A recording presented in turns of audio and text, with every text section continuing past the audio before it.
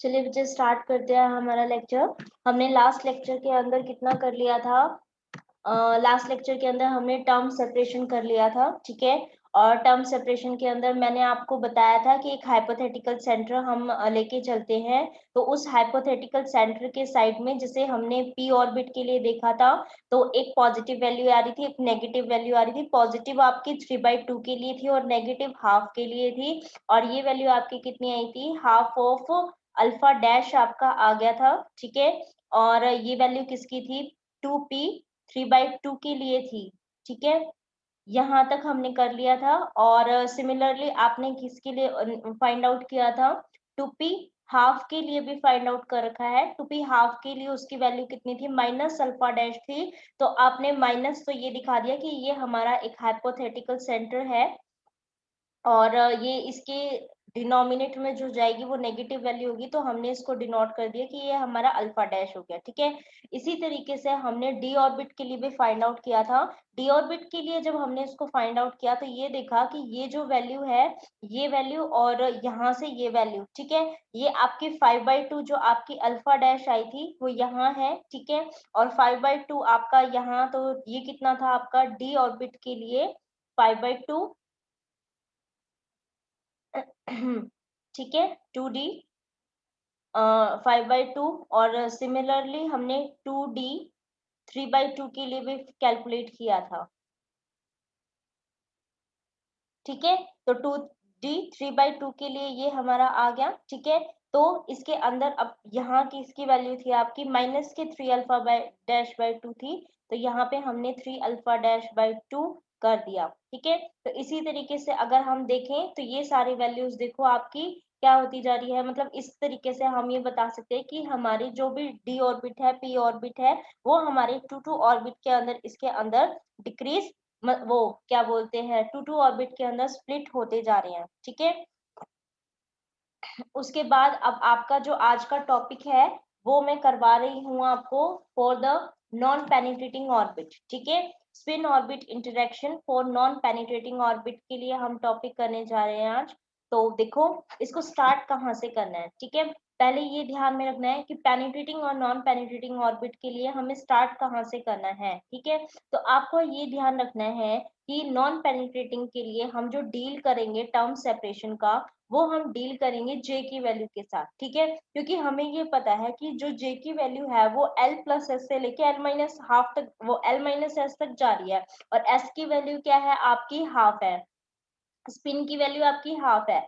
तो आपने क्या करना है, जो आपका पूरा का पूरा टर्म सेपरेशन का फॉर्मूला आया था कि tau is equal to alpha dash J star का स्क्वायर माइनस एल स्टार का स्क्वायर माइनस एस स्टार का स्क्वायर डिवाइडेड बाई 2, उसके अंदर क्या करना है, एक बारी आपने जे की वैल्यू को एल प्लस हाफ रखना है। और एक बारी क्या करेंगे, हम जे की वैल्यू को एल माइनस में हाफ पुट करेंगे, ठीक है। हमने बस यही दोनों वैल्यू रखनी है और फिर उनके बीच का क्या देखना है, टर्म सेपरेशन फाइंड आउट करना है, डेल्टा टहो फाइंड आउट करना है, ठीक है। तो ये करने के लिए हमारा जो फॉर्मूला था वो क्या था बच्चों? तो इसको हम टी टॉ 1 मान लेते हैं। और यहाँ वाला जब सॉल्व करेंगे उसको क्या मान लेते हैं? टॉ 2 मान लेंगे, ठीक है। तो टॉ 1 किसके इक्वल हो जाएगा? आपका अल्फा डैश, ठीक है। और यहाँ पे क्या आएगा आपका? अल्फा डैश डिवाइडेड बाय, मैं 2 भी कर देती हूँ। और टर्म के अंदर क्या आनी थी? जे स्टार का स्क्वायर माइनस एल स्टार का स्क्वायर माइनस एस स्टार का स्क्वायर। तो जे स्टार का स्क्वायर करना है, ठीक है। इसका मतलब जे स्टार क्या होता है? Under the root of J into J plus 1। अब क्या करना है आपको? जे स्टार का स्क्वायर, यानी कि रूट और वो आपका कैंसिल आउट हो जाएगा। तो अब सिर्फ क्या आएगा? एल, मतलब जो जे है, जे इंटू जे प्लस 1। और जे की वैल्यू कितनी है बेटा हमारी? एल प्लस में हाफ, ठीक है। तो ये तो हमारा हो गया जे। उसके बाद क्या लिखना है? जे प्लस 1 भी तो लिखना था। अगर मैं जे प्लस 1 लिखूंगी तो इस वैल्यू में यहाँ पे ये हम प्लस 1 कर देंगे। अगर मैंने ये प्लस 1 कर दिया तो सबको पता है हाफ प्लस 1 कितना हो जाता है? 3/2, ठीक है। तो इसका मतलब यहाँ पे अंदर कितना हो जाएगा आपका? एल प्लस में 3/2 हो जाएगा, ठीक है। तो हम यहाँ पे क्या लिख देंगे कि ये हमारा यहाँ पे कितना हो गया? एल प्लस में 3/2।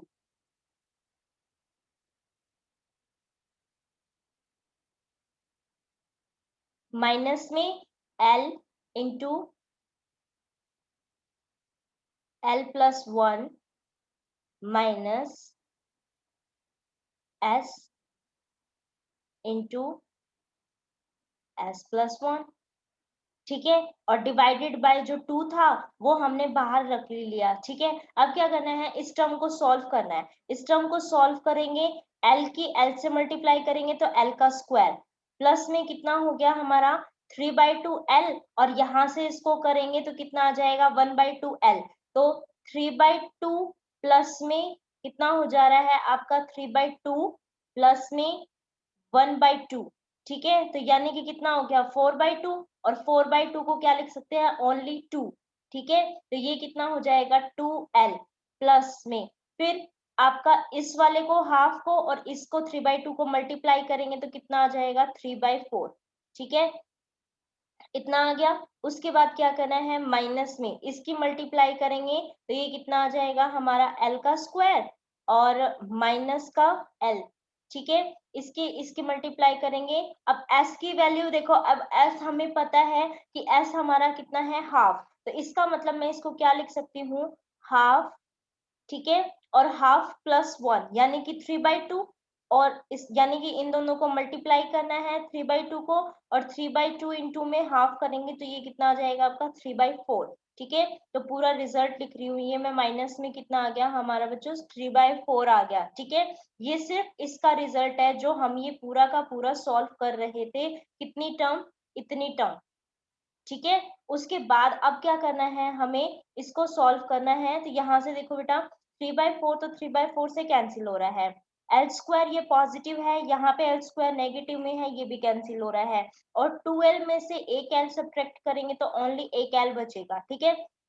तो यानी कि इसका रिजल्ट कितना आया हमारा अल्फा डैश l/2, ठीक है। इसी तरीके से हमें क्या करना है, यहाँ पे j की वैल्यू को l-हाफ पुट करना है। अगर हम j की वैल्यू को l-हाफ पुट करते हैं तो यहाँ पे तो ये कितना हो जाएगा बेटा l-में हाफ, ठीक है। और यहाँ पे क्या करना है, यहाँ दूसरे से, क्योंकि j इंटू में j+1 होता है, यानी कि l-हाफ +1, l-हाफ +1 करेंगे तो ये रिजल्ट किस में आ जाएगा आपका पॉजिटिव में आ जाएगा, है ना। तो यहाँ यानी कि हम, क्योंकि हाफ +1 कितना होता है, प्लस का हाफ हो जाएगा, तो यानी कि ये रिजल्ट कितना हो जाएगा l+हाफ। तो यानी कि हमें यहाँ क्या लिखना है, l+हाफ लिखना है। अब जब आप इसको सॉल्व करना है, ठीक है, इसको पूरा का पूरा सॉल्व करोगे तो मैं रिजल्ट लिख रही हूँ, आई थिंक आप इसको सॉल्व कर सकते हो, ठीक है। जब इसको सॉल्व करेंगे तो देखो यहाँ से l की मल्टीप्लाई l के साथ करेंगे तो मैं ये तो लिख देती हूँ अल्फा डैश डिवाइडेड बाय 2, और l की मल्टीप्लाई l के साथ करेंगे तो ये l स्क्वायर हो जाएगा, ठीक है। माइनस में यहाँ से देखो बेटा इस l की मल्टीप्लाई इस प्लस हाफ से, ठीक है, इस l की मल्टीप्लाई इस माइनस हाफ से, तो ये तो कैंसिल आउट हो जाएगा, ठीक है। और यहाँ इसकी हाफ की और इसकी मल्टीप्लाई करेंगे तो ये कितना आ जाएगा माइनस के 1/4, ठीक है। और यहाँ से अगर इसको सॉल्व करें तो ये कितना आ जाएगा l स्क्वायर माइनस l, तो यहाँ से हम लिख देंगे माइनस के l स्क्वायर माइनस l, और लास्ट वाले का रिजल्ट, तो क्योंकि स्पिन तो अभी भी हमारी हाफ ही है ना, लेकिन कैसी है माइनस के हाफ है, तो एक बार आप माइनस के हाफ उसके अंदर पुट करके देखिए, ठीक है। तो s की वैल्यू -हाफ अगर हम पुट करते हैं तो माइनस के हाफ इंटू में यहाँ पे -हाफ प्लस हाफ करेंगे तो ये कितना हो जाएगा, इंटू में यहाँ पे प्लस के हाफ हो जाएगा, ठीक है। और यहाँ पे आगे क्योंकि इसके ऑलरेडी माइनस साइन था, और इसका रिजल्ट पूरा का पूरा देखो बेटा कितना आया है, माइनस के 1/4 आया है, ठीक है। इसका रिजल्ट पूरा कितना आया है, माइनस के 1/4 रिजल्ट आया है इसका। तो माइनस के 1/4 को इस माइनस के साथ अगर मैं मल्टीप्लाई करूंगी तो वो कितना हो जाएगा हमारा प्लस का 1/4, ठीक है। अब आपने इसमें से जो भी कैंसिल आउट होता है उसको कैंसिल आउट कर दीजिए, और फिर देखते हैं एल स्क्वायर, तो एल स्क्वायर से कैंसिल आउट हो गया, ठीक है। और 1/4 यहाँ पे 1/4 से कैंसिल आउट हो गया, कुछ रह तो नहीं गया इसके अंदर।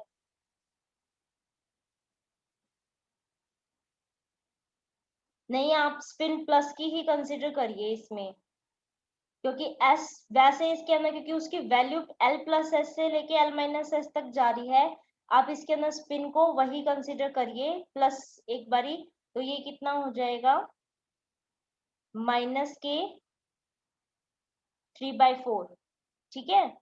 तो ये माइनस का 3/4 अगर मैं रख रही हूँ यहाँ पे, तो ये रिजल्ट मेरा कितना आ जाएगा 3/4 माइनस के 1/4, यानी कि माइनस के 4/4, यानी कि माइनस का 1। माइनस में दोनों में से बाहर निकाल रही हूँ, और यहाँ पे कितना हो जाएगा l+1, ठीक है। और यहाँ से देखो अल्फा डैश है, तो ये अल्फा डैश, और डिवाइडेड में कितना हो गया आपका 2, ठीक है।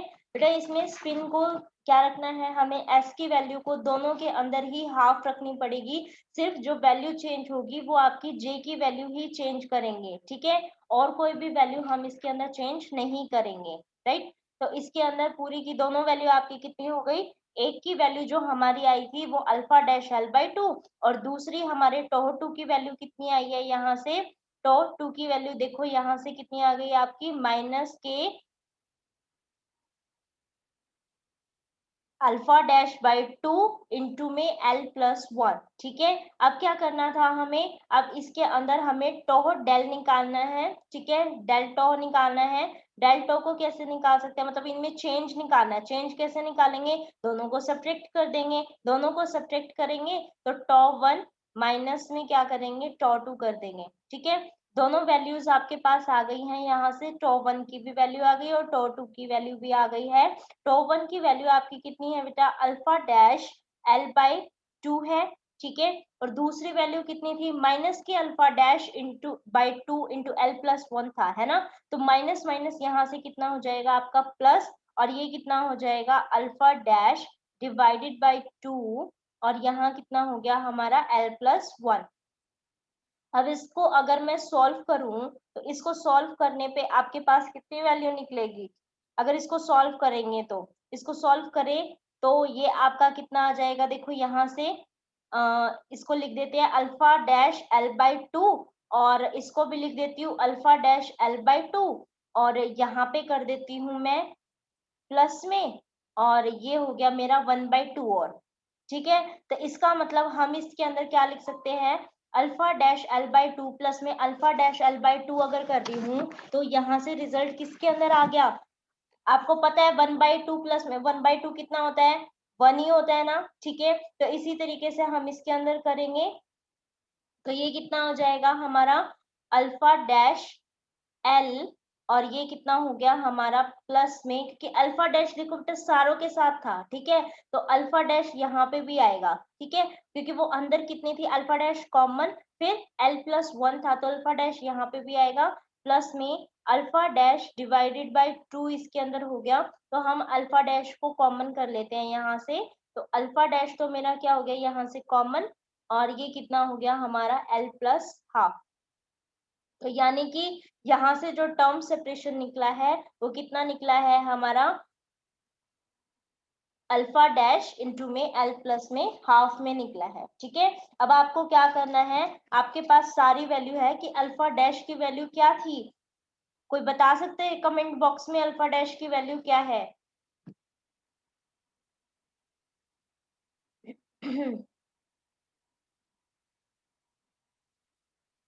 मैं आपको अनम्यूट कर देती हूँ, आप बोल के बताइए अल्फा डैश की वैल्यू क्या है, क्या आप सभी को पता है, अनम्यूट हो आप सब। Ma'am r alpha square z की पावर 4 अपॉन में n³ l into l+½ into l+1। ठीक है, सभी को पता है नहीं ये कि इसकी वैल्यू इतनी होती है। Yes ma'am, yes ma'am. ठीक है, चलिए आगे करते हैं।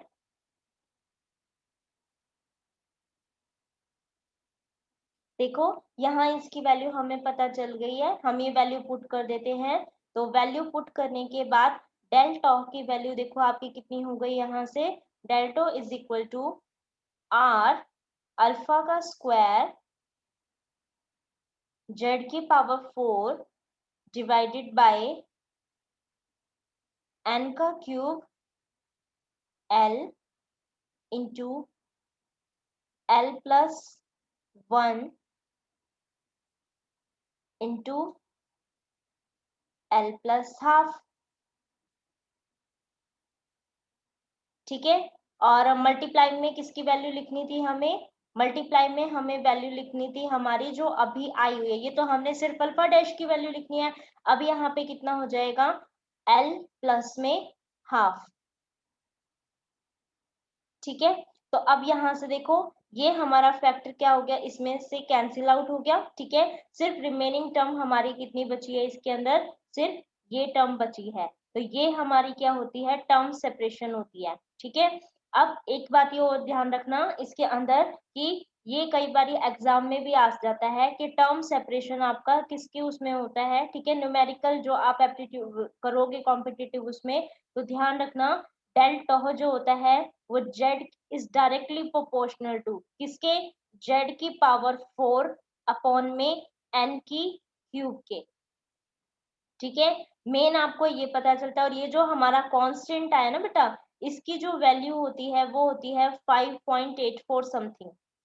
ठीक है, तो ये भी ध्यान में रख सकते हो आप। तो यहाँ से आपको ये पता चलेगा कि कोई भी आपकी ट्रांजिशन हो रही है कहीं से भी, ठीक है, कोई भी ट्रांजिशन हो रही है किसी एक ऑर्बिट से दूसरे उसमें, और जेड आपका सेम है अगर, और दूसरा जेड आपको निकालना है, फाइंड आउट करना है, और ऑर्बिट एन की वैल्यू आपको दे रखी है, और एक का टर्म सेपरेशन दे रखा है और दूसरे का आपको फाइंड आउट करना है। ठीक है, तो इस तरीके से आपको क्या करना है, सारी वैल्यूज को पुट करना है और जस्ट दूसरे टर्म सेपरेशन को टॉ1 डिवाइडेड बाय टॉ2 रखना है। ठीक है, जेड आपको पता होगा, एन आपको पता होगा, एक आपको टर्म सेपरेशन भी पता होगा, एक का सिर्फ आपको दूसरे वाले का वहां पे कैलकुलेट करना है। इस टाइप के क्वेश्चंस नेट में भी आते हैं एग्जाम में। ठीक है, तो ये चीज, ये फॉर्मूला ध्यान में रखना है आपने। अब देखो, ये सिर्फ आपने जो निकाला है वो सिर्फ तब लिया है अगर हम कोई भी स्क्रीनिंग इफेक्ट नहीं लेके चलते हैं। ठीक है, केमिस्ट्री में आप सबने स्क्रीनिंग इफेक्ट पढ़ा होगा आई होप। ठीक है, तो मैं उसको एक्सप्लेन नहीं कर रही हूँ यहाँ पे, जस्ट उसका इफेक्ट लेके चल रही हूँ कि स्क्रीनिंग इफेक्ट यहाँ पे अगर आ जाता है तो ये हमारा जो जेड है इसके अंदर हम वहां पे स्क्रीनिंग कांस्टेंट भी लगा देते हैं और उसको बोलेंगे सिग्मा। ठीक है, तो जो स्क्रीनिंग इफेक्ट को छोड़ के जितना पार्ट हमारा इसके अंदर बच गया वो कितना है? जेड माइनस में सिग्मा हो जाएगा। ठीक है, स्क्रीनिंग इफेक्ट में एक बार बता देती हूँ, जो हमारा रिडक्शन आता है किसी भी इफेक्टिव न्यूक्लियर चार्ज के अंदर किसी भी इलेक्ट्रॉन क्लाउड के ऊपर, किसकी वजह से? जो आपका इलेक्ट्रॉन का न्यूक्लियस के साथ जो अट्रैक्शन हो रहा है उसकी वजह से। ठीक है, तो जो रिडक्शन वहां पे आ गया वो रिडक्शन स्क्रीनिंग इफेक्ट है, तो उसको छोड़ के जितना पोर्शन उसका न्यूक्लियस का जो आपका जेड है, ठीक है, न्यूक्लियस के उसमें उसका कितना पोर्शन आ रहा है हमें वहां पे वो बताना है। तो हमने यहाँ पे बता दिया कि जेड माइनस में सिग्मा है। अगर सिग्मा स्क्रीनिंग इफेक्ट का कांस्टेंट था तो उसको छोड़ के कितना आ गया आपका? जेड माइनस में सिग्मा। ठीक है, तो यहाँ पे आपका ये पूरा आप यहाँ पे कांस्टेंट 5.84 या 5.82 भी रिप्रेजेंट कर सकते हो। ये इसकी कैलकुलेशन है, तो पॉइंट के बाद तो, क्योंकि ये इस तरीके का पॉइंट नहीं है कि आगे वाला जो है वो आपका शिफ्ट हो सके, मतलब राउंड ऑफ हो सके, तो 4 या 2 में से आप कोई भी उसके अंदर वो कर सकते हो यूज। मेनली हाई क्लासेस में 8.4 है, 5.84, और यहाँ पे आप 5.82 भी लिख सकते हो। कैलकुलेट अगर करना चाहो तो सारी वैल्यूज से करके, अल्फा की वैल्यू भी क्योंकि आपके पास है, ठीक है, तो सारी वैल्यूज आप वहां पे पुट करके इसको फाइंड आउट कर सकते हैं। अब देखो, इसके अंदर भी आपको क्या नजर आता है? ये नजर आया कि डेल टॉ जो आपका सेपरेशन है वो डायरेक्टली प्रोपोर्शनल है जेड के। ठीक है, इनवर्सली प्रोपोर्शनल है किसके? एन के, और किसके इनवर्सली प्रोपोर्शनल है? आपके एल के। ठीक है, तो जैसे जैसे आपका एल बढ़ता जाएगा, जेड आपका बढ़ता जाएगा, वैसे सॉरी एन और एल बढ़ता जाएगा, वैसे वैसे हमारा जो टॉ सेपरेशन है उन लेवल्स के बीच में, ठीक है, दो के बीच में लेवल वो हमारा डिक्रीज होता जाएगा। ठीक है, तो इस चीज को ध्यान में रखना है। ये आपका for the non penetrating orbit के लिए है। अब हम करेंगे फॉर द पेनिट्रेटिंग ऑर्बिट।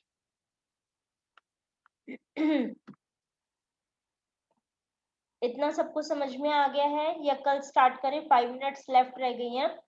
अगर चाहो तो मैं बता देती हूँ क्योंकि इसमें जस्ट वैल्यू ही पुट करनी है हमें।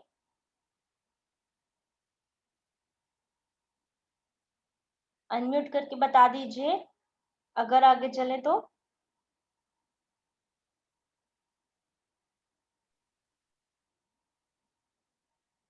करवा दो मैम। ठीक है, मैसेज भी आया है। ठीक है, आगे करते हैं फिर। चलिए देखो आगे, इसके अंदर हम फॉर द पेनिट्रेटिंग ऑर्बिट लेके चलते हैं। बेटा पेनिट्रेटिंग ऑर्बिट के अंदर क्या करना है, देखो जैसे आपने नॉन पेनिट्रेटिंग ऑर्बिट के लिए तो क्या कंसिडर किया था, स्पिनिंग कंसिडर कर रखी थी ना, कि प्लस हो रही है या माइनस में हो रही है, ठीक है। और जे की वैल्यू के बेस्ड पे आपने क्या कर दिया, टर्म सेपरेशन फाइंड आउट कर दिया, ठीक है। लेकिन यहाँ पे हमने क्या कहा हुआ था, हमने इससे पहले ये कहा था ना कि देखो बोहर मॉडल में तो ये कंसिडर किया था कि जो न्यूक्लियस है, न्यूक्लियस के चारों ओर जो इलेक्ट्रॉन रिवॉल्व कर रहा है वो सर्कुलर पाथ के अंदर कर रहा है, और हमने वहां पे सेंट्रीपिटल फोर्स भी लिया था, ठीक है। और ये हमने इफेक्ट देखा था, लेकिन वहां पे वो कई चीजों को एक्सप्लेन नहीं कर पा रहा था। जब हमने स्पिनिंग इफेक्ट कंसिडर किया था उस टाइम पे तो हम ये कह के चल रहे थे कि न्यूक्लियस हमारा यहाँ है और जो हमारा इलेक्ट्रॉन मूव कर रहा है ना वो हमारा इलिप्टिकल ऑर्बिट के अंदर कर रहा है, ठीक है। तो अगर वो इलिप्टिकल ऑर्बिट के अंदर उसके अंदर मूव कर रहा है तो आपने क्या करना है, इस इलिप्स का आउटर पार्ट और इनर पार्ट को दोनों को ही कंसिडर करना है, ठीक है।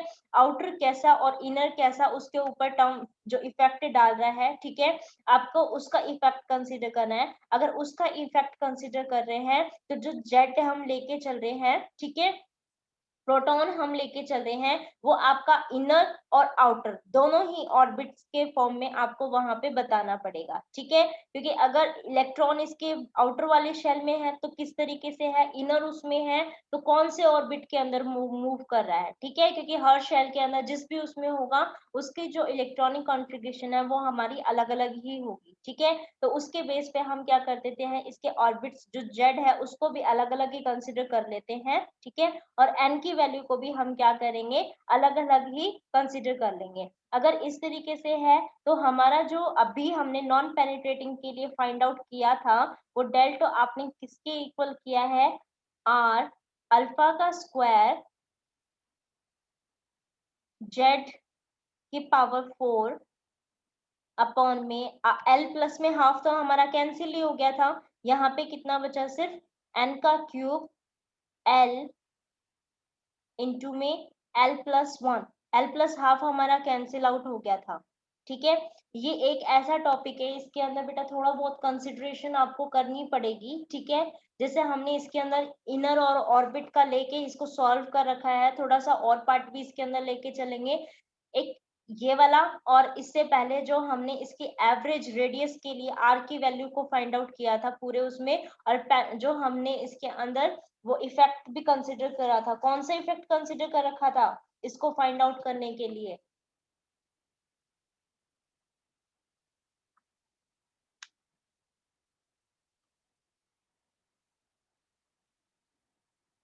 क्वांटम और प्लस में परटर्बेशन थ्योरी, ठीक है। ये दोनों हमने इसके अंदर कंसिडर की हुई थी और इसी के बेस पे हमने क्या किया था, इसको फाइंड आउट करा था, है ना। अब इसके अंदर देखो, इसको इनर और आउटर ऑर्बिट के लिए ले रहे हैं, तो आउटर ऑर्बिट के लिए जो आपका जेड है, एन है और टो है, सबको आउटर लिख देना। और अगर इनर ऑर्बिट है तो सबके लिए क्या कर देंगे, इनर कंसिडर कर लेंगे, ठीक है। तो आप सबके लिए क्या पुट कर देना, एन के उस पे आई, ठीक है, जेड के लिए आई और टॉ के लिए भी आई। अब आपको क्या करना है, जैसे वहां पे आपने क्या बताया था, टोटल टॉ बताया था, वैसे ही यहाँ पे भी क्या करना है, आपको टोटल टॉ ही बताना है, ठीक है। अगर आपको टोटल टॉ बताना है तो आपको टाइम के रिस्पेक्ट में इसके लिए बताना पड़ेगा, ठीक है। तो अगर देखो इनिशियल आउटर के लिए देखते हैं, ठीक है, या इनर के लिए देख लो। अगर इनर के लिए देखेंगे तो हमारा टाइम भी इनिशियल जो आपका इनर के लिए लग रहा था उसमें वो अपॉन में टोटल टाइम, ठीक है। उसके बाद आपको आउटर के लिए बताना है, अगर आउटर के लिए बताएंगे तो ये कितना हो जाएगा, डेल टॉ नॉट, ठीक है। अटेंडेंस ले लेना क्योंकि 1 मिनट से भी लेस रह गया तो मे भी बंद हो जाए, अपॉन में यहाँ पे कितना हो गया टी। अब हम ये कंसिडर करके चल रहे हैं कि जो भी हम टाइम लेके चल रहे हैं ना वो हमारा आउटर फॉर्म में ही लेके चल रहे हैं, ठीक है। तो जितना आउटर ने जितना मतलब आउटसाइड द न्यूक्लियस, मेन बात ये है कि कितना टाइम हमारा इलेक्ट्रॉन हमारा किसमें है, आपका न्यूक्लियस के आउटसाइड के अंदर है। तो अगर हम आउटसाइड द न्यूक्लियस कंसीडर कर रहे हैं वहां पे, तो जो आपका टी नॉट टाइम है वो भी हमारा टी ही टाइम हो जाएगा, क्योंकि पूरा आउटसाइड के उसमें आ गया, ठीक है। तो हम